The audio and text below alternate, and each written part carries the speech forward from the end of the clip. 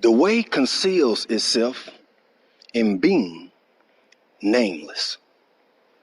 There is no name that is applicable to the Tao because language is totally inadequate for such a purpose. And yet, if the Tao is to be taught at all, some means, no matter how inadequate, must be found to give an idea of what it is like. This is a difficult task, for even the term Tao is not its proper name, but a name we use for want of something better. And if we insist on characterizing it in some manner, we can only describe it, not altogether appropriately, as great. XX5 56A. The difficulty of finding appropriate language to describe the Tao lies in the fact that although the Tao is conceived of as that which is responsible for the creation as well as the support of the universe, yet the description of Tao is aimed at was a description in terms of tangible qualities, as though the Tao were a concrete thing. In chapter XL 1:1, it is said, the way begets one. One begets two. Two begets three. Three begets the myriad creatures. Although here it is said that the way begets one, the one is in fact very often used as another name for the Tao. Understood in this way, we can see that it is the one, or the Tao, which is responsible for creating as well as supporting the universe. Of old, these came to be in possession of the one. Heaven, in virtue of the one, is limpid. Earth, in virtue of the one, is settled. Gods, in virtue of the one, have their potencies. The valley, in virtue of the one, is full. The myriad creatures, in virtue of the one, are alive. Lords and princesses, in virtue of the one, become leaders in the empire. It is the one that makes these what they are. The point is pressed home by what immediately follows. Without what makes it limpid, heaven might split. Without what makes it settled, earth might sink. Without what gives them their potencies, gods might spin themselves. Without what makes it full, the valley might run dry. Without what keeps them alive, the myriad creatures might perish. Without what makes them leaders, lords, and princesses might fall. If this Tao, which is behind the universe, is to be described in physical terms, this is the result. Its upper part is not dazzling. Its lower part is not obscure. Dimly visible, it cannot be named, and returns to that which is without substance. This is called the shape that has no shape, the image that is without substance. This is called indistinct and shadowy. Go up to it, and you will not see its head. Follow behind it, and you will not see its rear. And as a thing, the way is shadowy and distinct. Indistinct and shadowy. Yet within it is an image, shadowy and indistinct. Yet within it is a substance, dim and dark. Yet within it is an essence. This essence is quite genuine. And within it is something that can be tested.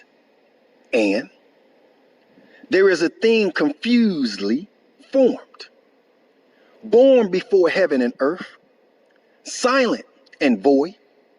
It stands alone and does not change, goes round and does not weary.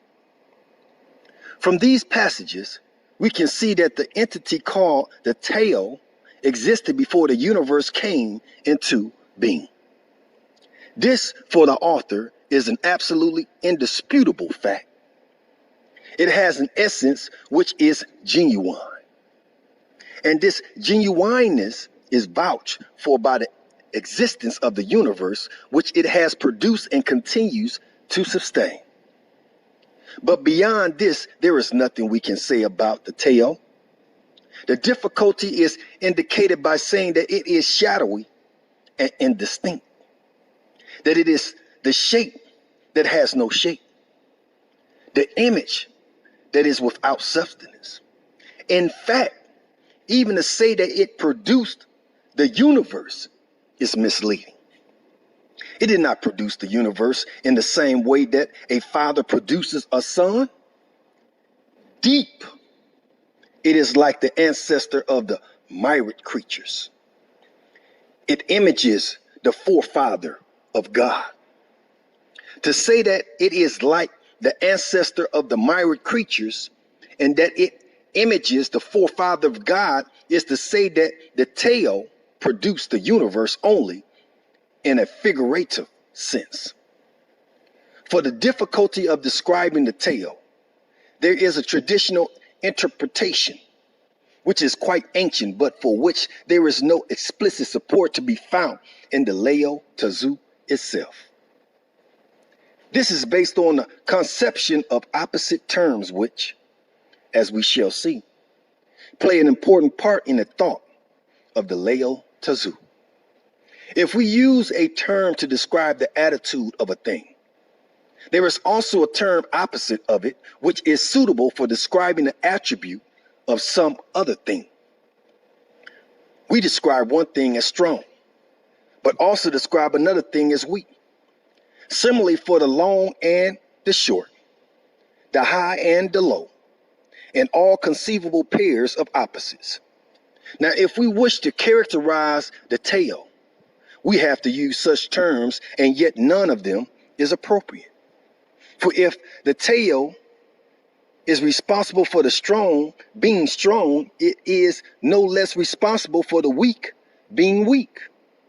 It is argued that in order to be responsible for the strong being strong, the Tao must, in some sense, be itself strong also.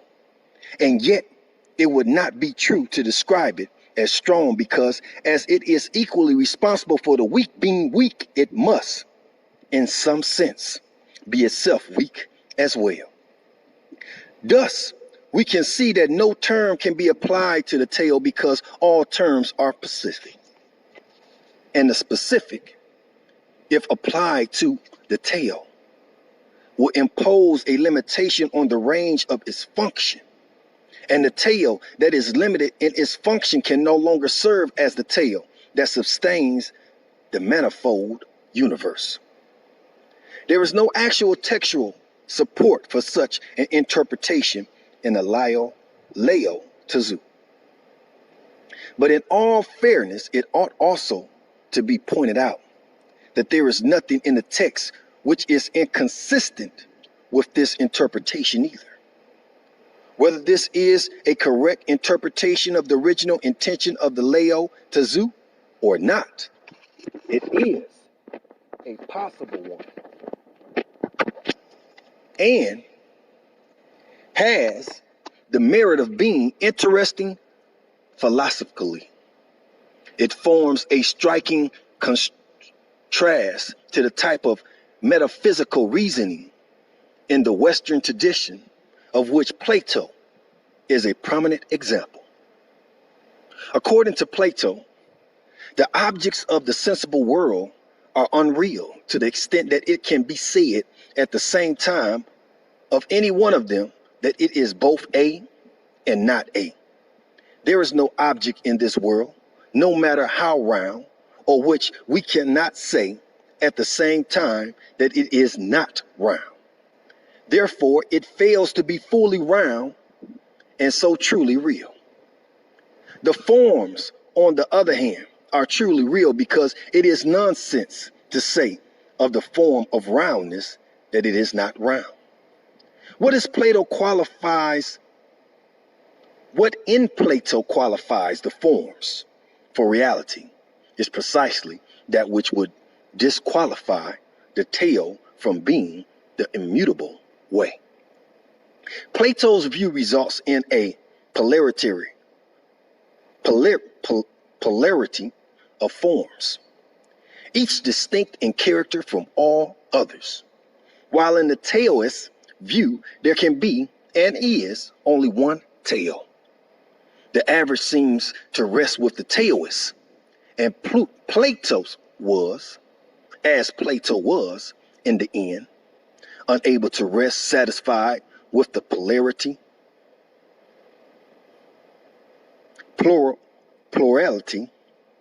of forms, and had to bring in the form of the good as a unifying principle.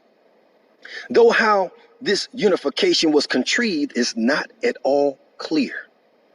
Again, Plato's insistence that of anything real, we must be able to make a statement to the exclusion of its contradictory seems to stem from his assumption that the totality real must be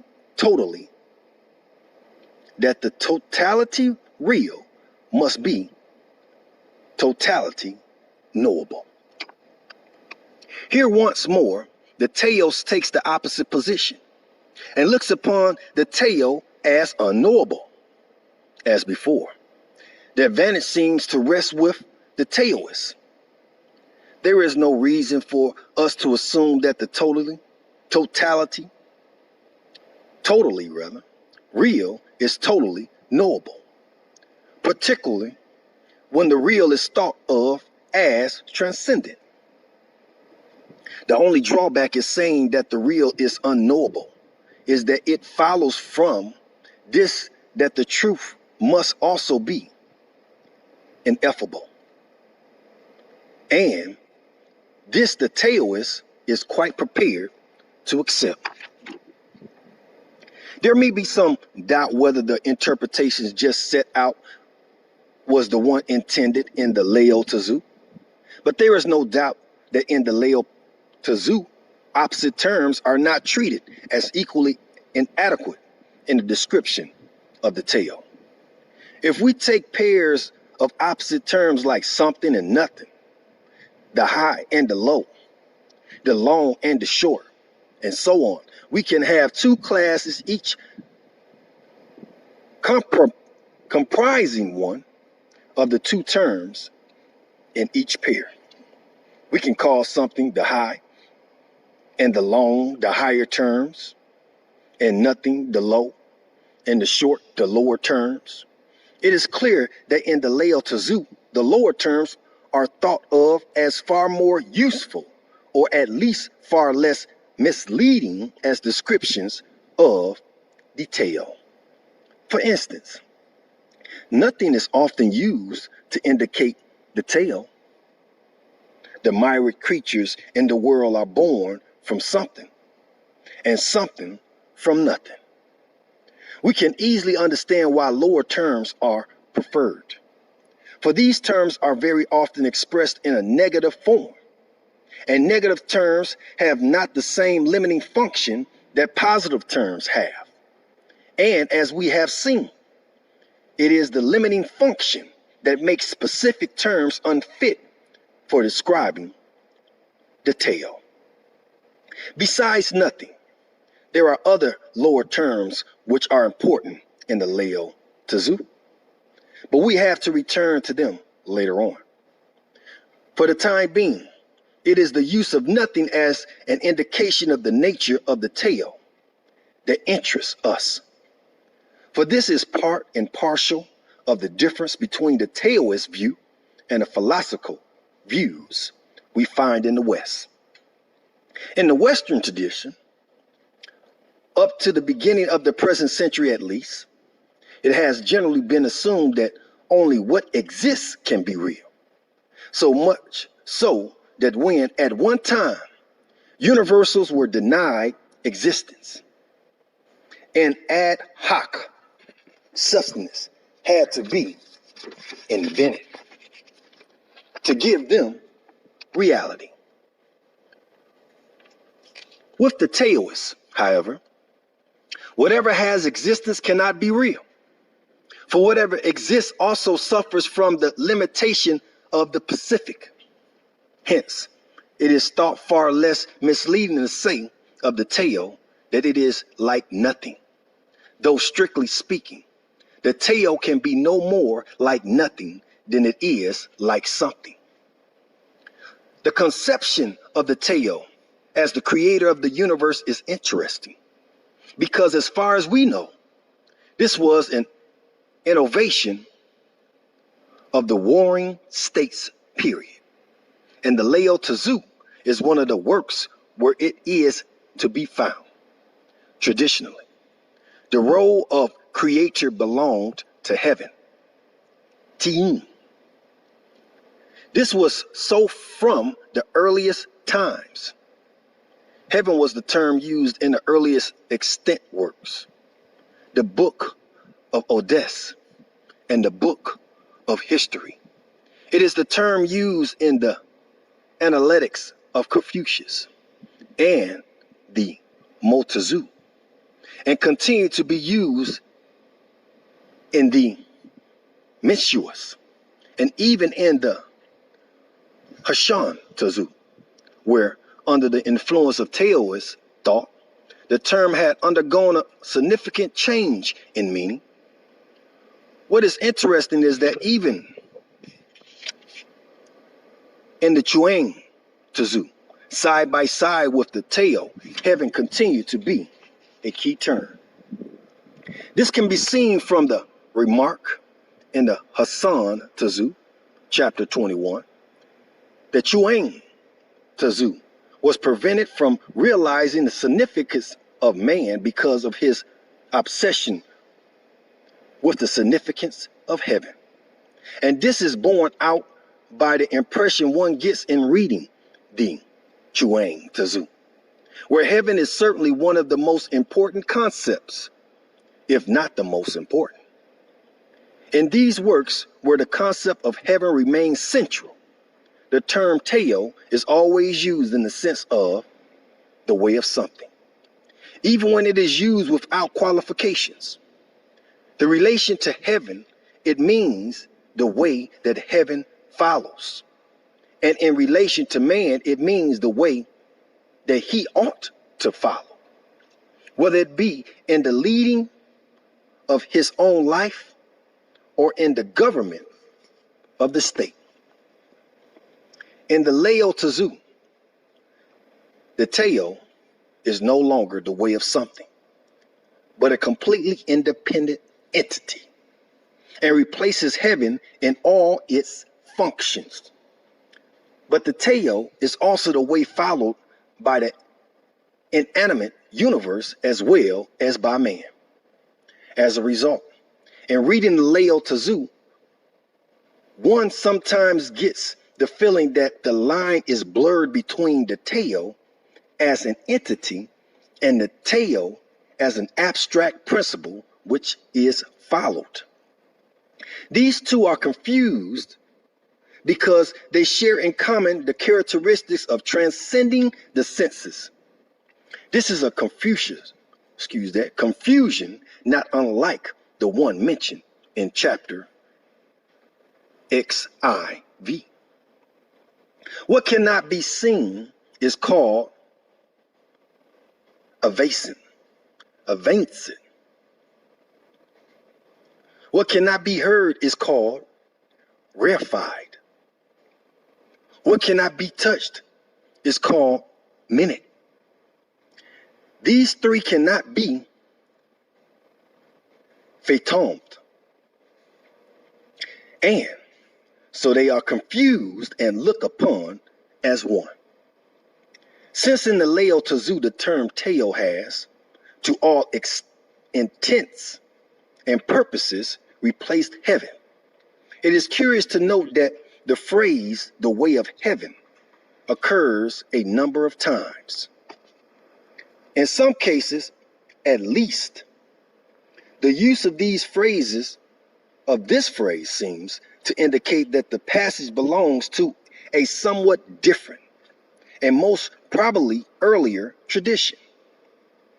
Apart from two uses in chapter IX and XLVII, which are not typical, the phrase occurs only in the last 10 chapters, in some of which the ideas contained seem to be contrary to the view taken of the Tao and the Lao-Tzu generally. In chapter LXXVII, we find, is not the way of heaven like the stretching of a bow? The high, it presses down. The low, it lifts up. The excessive, it takes from. The deficient, it gives to. 184.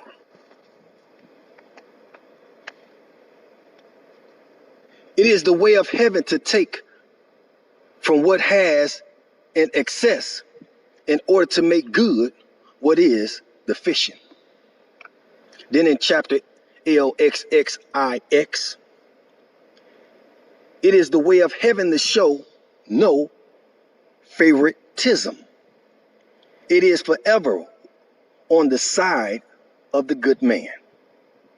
In these passages, heaven is conceived as taking an active hand in redressing the inequalities of this world. It is also on the side of the good and the oppressed. This runs contrary to the view of the Tao generally to be found in the book as something non-personal and immoral. In replacing the concept of heaven by that of the Tao, although the Lao-Tzu sets itself apart from most ancient works, including to some extent even the Chuang-Tzu, it is by no means unique. In this respect, it shows a certain affinity with a group of chapters, 12, 36 to 38, and 49. In the Kong-Tzu, another work, probably of the same period, which is also an anthology of early written writings, these chapters have, in recent years, been considered by some scholars as representing the teachings of the school of Song Ke'ing and Yin Wen. Song Ke'ing is certainly mentioned both in the Mencius and the Hasung Tzu, and is probably the same as the Song Jong Tzu mentioned in the Chuang Tzu. There is no doubt that in his strong opposition to war and in his attempt to persuade people that they do not, in fact, desire much, he was very close to the Mohist school. Yet in the bibliographical chapter of the Han Shu, History of the Western Han Dynasty, by Pan Ku, AD 32 through 92. The comment on Sean Cain is that he advocated views of Huang and Lao. In other words, Taoist views. These seems to be an indication that there was some connection between the early Taoist schools and the later Mohist. Although in the Lao Tzu, the Tzu which replaces heaven has ceased to be an intelligence and to be moral. Nevertheless, the Lao Tzu continued in the tradition that man should model his behavior on heaven. Only here he is urged to model himself on the Tao. In order to do this, we must first find out how the Tao functions. Although the Tao is said to leave nothing undone by resorting to no action, there are indications of how it works. Turning back is how the way moves. Weakness is the means the way employs. XL 88. This sums up the way the Tao functions. That weakness and other kindred concepts are important in the Lao Tzu can be seen from the way the thought of the Lao Tzu is summed up in two works. In the Lu Shi, Qiyong, Qiao, Chan 17, part 7, it is said that Lao Tan value the submissive, Ja. While in the Hassan Tzu, chapter 17, it is said that Lao Tzu saw the value of the bent, but not that of the straight, the weak, the submissive, the bent. These are the important concepts in the Lao Tzu because these are the qualities the Tao exhibits. The moment of the Tao is described as turning back. This is usually interpreted as meaning that the Tao causes all things to undergo a process of cyclic change. What is weak inevitably develops into something strong. But when this process of development reaches its limit, the opposite process of decline sets in, and what is strong once again becomes something weak. And decline reaches its lowest limit, only to give way once more to development. Thus, there is an endless cycle of development and decline. And with that being stated, family, we'll come back next time with more. Keep your heads up, stay focused, and read. Peace.